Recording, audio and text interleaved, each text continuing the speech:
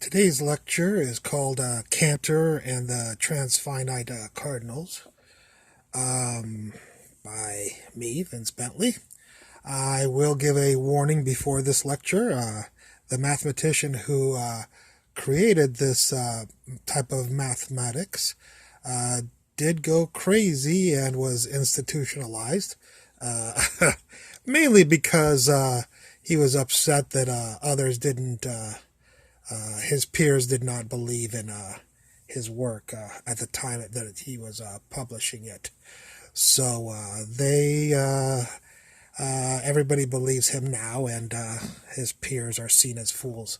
So it shows you all those people in the insane asylum are not always insane. Sometimes they're the wisest of us all. Let's start the lecture. We're going to talk about sets. We're going to define something called a cardinal number, which is the amount in a set. Here's an example of a set here. We'll just take a simple one. This one right here. This set right here has A, B, C, D inside of it. And the cardinal number is the amount of objects in the set. We'll call that Cn. So the amount of object in this set is 4, of course. 1, 2, 3, 4. The cardinal number is 4. We found that out by counting. Okay. If we look at another set here, we see that this set also has a cardinal number of 4. 1, 2, 3, 4. Now, this seems not like insane mathematics yet, but we'll be getting to the crazy part of this mathematics in a second. Before that, we just have to understand some simple concepts. There's another way to tell. What we're concerned with is to see if there's the same number of items in this set as there is in this set. One way to do that is to say, hey, the cardinal numbers in this set is 4, and the cardinal numbers in this set is 4, and therefore, yes, the amount of objects in each set is the same. There's another way that is much more childish, and that is to match each one. So you say this object matches with this one, B matches with K, C matches with A, and D matches with R. So if you can match each one, each object in one set with another object in the other set, and there's no objects left over in either set, we also say that both these sets have the exact same cardinal number. By matching, though, we won't know the value of the cardinal number. We'll just know that both sets have the same amount of objects. So that's a simple idea. Cantor took it to a much larger, more abstract idea than that. What he looked at was what's called infinite sets. And here we have an infinite set here. If we take a look at this, an infinite set means it goes 1, 2, 3, ... means it goes on forever. This is called an infinite set, where these two are called finite sets because it stops and it does not have an infinite amount of objects in them. But this is called an infinite set. What Cantor wondered was,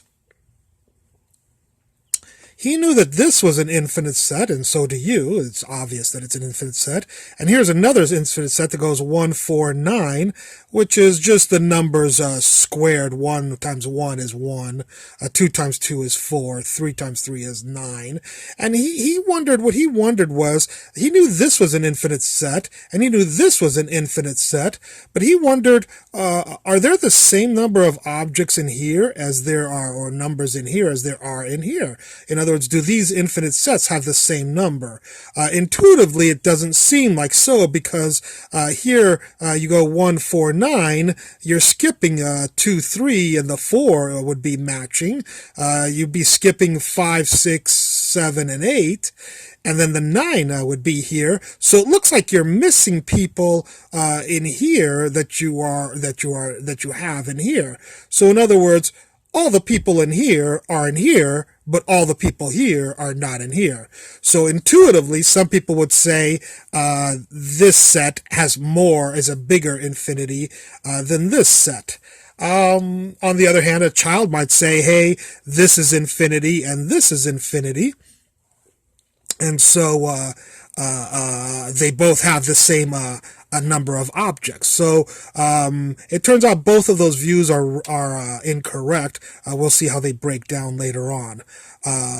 The first thing we want to say is the way that Cantor described how to see it is he did not do it by counting because he couldn't count the number of objects. It was infinity. And so he decided to do it by matching. So he said if he can match every object in one set with another object in another set, like we did with this set, then they both had the same number of objects. He also said another way of saying matching is he said if he could find a relationship, which is kind of known as in mathematics as a function between one set and another one. So either matching or with a relationship, either way, he would say that if there was a relationship, then the two sets had the same number of objects, and if they had matching components in each thing, they would have the same cardinal number or amount of objects in each set. So we do see that there is a mathematical relationship between these two sets. Again, I told you this 1 squared is 1, 2 squared is 4, 3 squared, 3 times 3 is 9. So we can find a mathematical formula, x squared. If you square these people, you get these people, or these numbers. And then what Cantor said is, if you can find a mathematical formula between two sets, then that means that you can match every single object here with an object here. And so these things have the exact same number of elements. So he called that number, he couldn't call it 4 or 50 because it's infinity. He called it n naught. Actually, it was called, he called Aleph null, if you want to know the technical name of it. We don't have to be concerned with the technical name of this object. So that was very strange for him to discover this, and this is some of the things that his peers didn't understand when he did that, and it kind of drove him a little bit nuts. The next idea we want to get into is to wonder, well, is this the highest? Is infinity it? And are all sets infinite? And he discovered that was not true. And that's what kind of really freaked out a lot of mathematicians. This is the way he figured it out. This may seem a little bit strange. I'll try to explain this very well. What he wondered was the numbers between 0 and 1. He wrote out random numbers like this, 0.92345, 0.11527. Just he wrote out a bunch of numbers like this. And he said, hey, I'll match this to the number 1.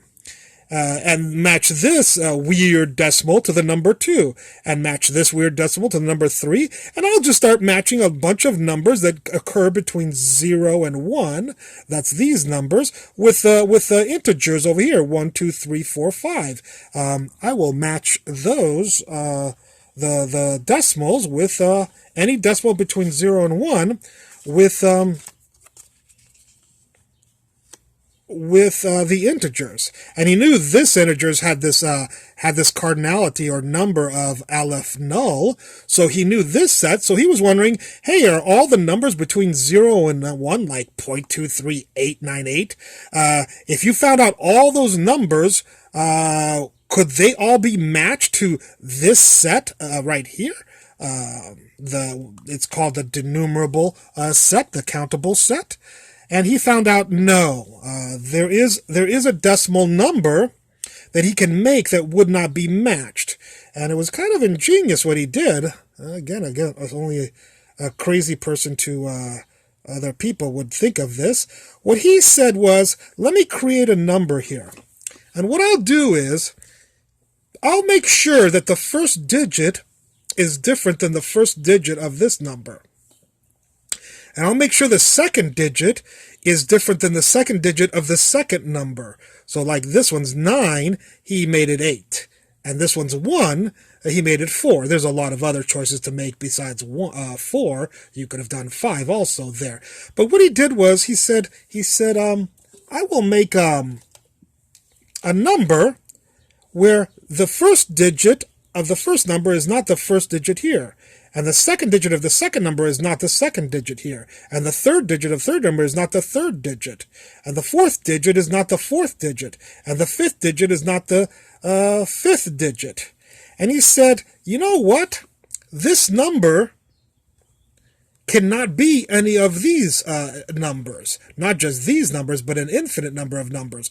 Because this number is different than any of these numbers, because one of the digits is going to be different from this number. And so what he said is this number can not be mapped to this infinite sequence right here of numbers. So he found a number that could not be matched to this simple set that we've created here, 1, 2, 3, 1, 2, 3. And what he said is, if I can make this number, I can make probably a lot of other numbers, but the point is that this set of numbers right here between 0 and 1, what's called the continuum,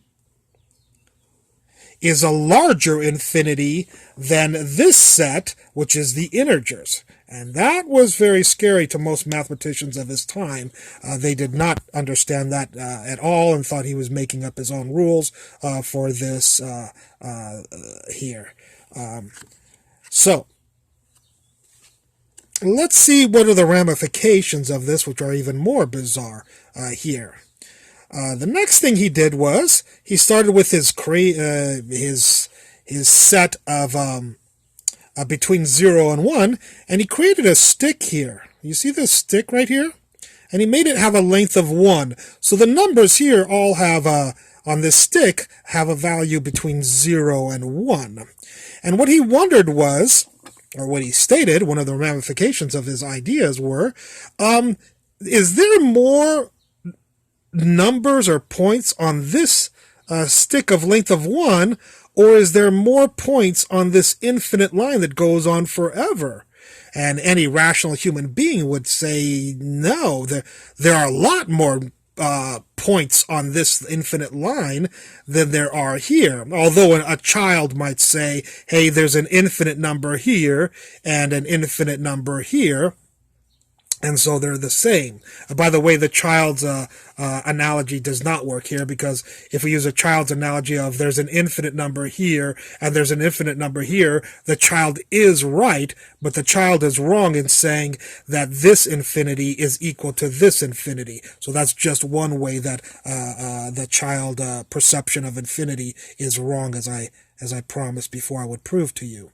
And here, the idea that, that an adult might make, that there are more objects here that don't match to the set here, so this infinity must be greater than this infinity.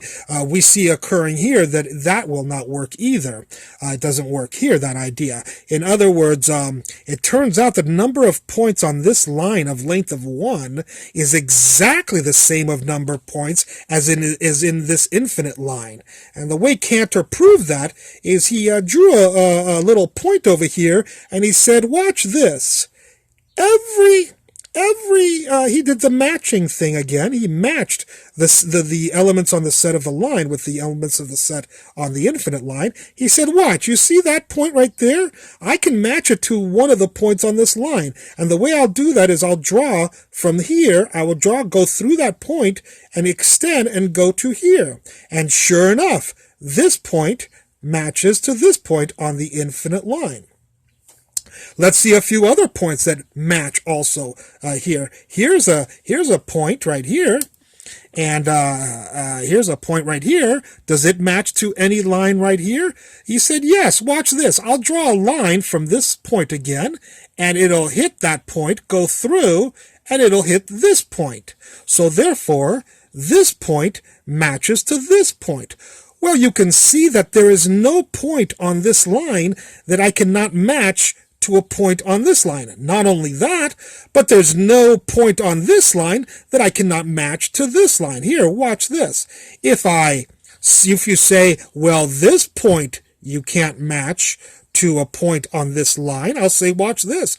I'll just go through like this and go, and I'll just go through and I'll just hit that point, and sure enough, that point matches to this point. Do you see that? So there's no point on this infinite line that cannot map to a point on this length of 1. What this tells him, which is a little very counterintuitive, and again, not believed by his contemporaries, mathematical contemporaries of Cantor, which drove him kind of crazy. Again, we see something very counterintuitive, that we're saying that the number of points on an infinite road is the same as the number of points on a road that only has a length of 1 foot or 1 inch. It really doesn't matter. Here are some even more counterintuitive examples of Cantor's, the ramifications of Cantor's theory. The next thing he wondered was, if I take a line that has a length of 1 foot, are there as many points on this line as there are on a farm that is 1 by 1? And a lot of even children at this point a child would say, well, there's an infinite point here, and there's an infinite point here, an infinite number of points here, so yes, there should be. But we saw the child analysis can be wrong, although it is right here. But most adults would say that, are you kidding me? There's no way the number of points here is equal to the number of points here, because the number of points here are all right here. It can be in one line, they can be mapped to that. But it turns out Cantor was quite a clever fellow. This is how he mapped. You see, the point was, if he could match every single point on this line to every single point inside this farm, this land right here, then he would have shown that there's no more points on this square than there are on this line. And the way he did that was, he said, hey, this is from 0 to 1 foot. Let's look at right here, this house at 0.235694781. That house is in between 0 and 1. This house is in between 0 and 1. You can't contest that. He said, let's tear that number apart. What I'm going to do is, I'm going to take every second number. So I'll take 2, 5, 9, 7, and 1. And I'm going to make a number from that. That's only every other number he's taking. So he made the number 0.25971. Then he said, now I'm going to take the next numbers that are in between those two numbers. So he took 25971. He said, let me take 36481. And I'll make a decimal out of that, 0.3648. I'm sorry, just 8, not 1. 1 was in this one. And he made a number of that, and he stuck that number in this. And what he did was he made an address out of this, and he said, okay, now what I'll do is I'll drive 0.25971 miles this way, and I'll drive 0.3648 miles this way, and I'll get to this house. So this house, or this point, is mapped to that point. Well, you can see that there is no point that you can choose here that can't be mapped to somebody, to a point on here by using this method. You can write another point if you like, and you can do the same thing. I just took this crazy number here, but there's millions of numbers here, and what you just do is you take every other one, create one number, take the other every one number, and create another number, and sure enough, that will be some point on this farm. So there's no points on here that can't be mapped onto here, and vice versa. If you took these two numbers and did the process the other way, you could map all the points on here onto this line. So what this tells us is that the number of points on this line of length 1 is exactly the same as the number of points on this square piece of land here, or area. The next question we have is the number of points on this line equal to the number of points in a cube? And a lot of people would say that's insane, and a lot of people at his time said that was insane. But Cantor was a very clever man. He showed that, no, I can take every single house that lives on this line from 0 to 1, and I can map it to the inside of this cube. Here is how he did it. Instead of taking every other number like 2, 5, 9, 7, 1, notice every other number is you're skipping, you're doing a difference of 2. That made the two-dimensional object area happy. Now we'll take every third number. So we'll take 2, 6, 7, and we'll create a number. Then we'll take 3. We want to go every third number, so it'll be 9, and then 8. That's every third number. And we create a second number right here, 0.398. And then we'll take the next number, 5. We already did 2. We already did 3. We'll take 5, but we take every third number, so not 6, not 9, but we'll take 4. So 5, 4, and 1. So we'll create 0.541. And what Cantor said is, you know what? That point or that house can be mapped to a house inside this cube. What I'll do is I'll drive 0.267 this way, I'll drive 0.398 this way, and I'll drive 0.541 up, and I'll get to that apartment right there. And it turns out it doesn't matter what point you choose on here. If you use this process from here to here, you will get every single house in here. Every point in here will be mapped to every point in here, and vice versa. If you reverse this process, you can map any apartment in this apartment building. Any point in this cube can be mapped to this line, which is extremely counterintuitive. I hope you haven't instituted yourself in a psychiatric facility yet. Just for completion, I will mention one more the sets that Cantor discovered. Notice he discovered the denumerable sets 1, 2, 3, 4, and he said that was an infinity, but it was a certain level of infinity. Then he discovered the continuum, which he knew was a bigger infinity. So now we have levels of infinity, just like 2 is bigger than 1. This infinity here is this infinity of the numbers between 0 and 1 is bigger than the infinity of 1, 2, 3, 4. So these are levels of infinity. And he was wondering, well, is this the largest level of infinity? It seems to be pretty powerful. A line of continuum can define a two-dimensional object, a three-dimensional object, and it turns out an infinite-dimensional object. Because of course, we did it for two-dimensional, we did it for three-dimensional by skipping 3, we did it for two-dimensional by skipping 2 numbers. Well, we'll just skip 4 numbers and we'll get a 4-dimensional object, or a 5-dimensional, or a 6-dimensional. So the number of points in between 0 and 1 can be mapped to a 2,000 dimensional box, So he wondered, is that the largest? Well, there is a proof out there that he proved that showed that if you take let's talk about power sets. A power set is, if we have the set AB, the power set is every subset of this set. I know that sounds a little technical, but I will show you what I mean.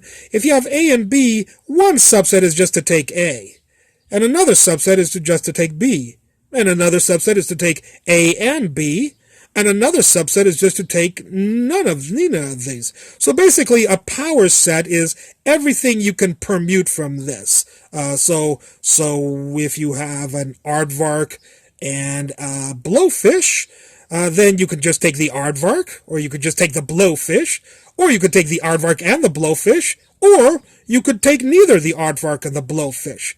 And what Cantor noticed, and you'll notice right here with this finite set, is he could not map all the he could not map all the objects in the set with all the objects in the power set. He noticed that every single time the power set had more sets than the set the original set. Now, that's fine that it's obvious for a finite set, a set that doesn't have an infinite number of objects, but how about an infinite set like 1, 2, 3, 4, 5, all the way to infinity? If you take the power set of this, for instance, take 1, or take 1 and 2, or take 1, 2, and 3, that's the power set, and do that forever. The question is, does this rule that power sets have always more than sets, does it also work for infinite sets? And Cantor showed that it's true, that a power set of an infinite set is a bigger infinity than the set. So the set has an infinite number of objects. The power set has a bigger infinite number of, not the same amount of, he cannot map. This has more objects in it than this. So this infinity is, the power set infinity is larger than the set original's infinity cardinality. Anyways, I hope you enjoyed this lecture, and I look forward to any comments concerning it. Thank you very much.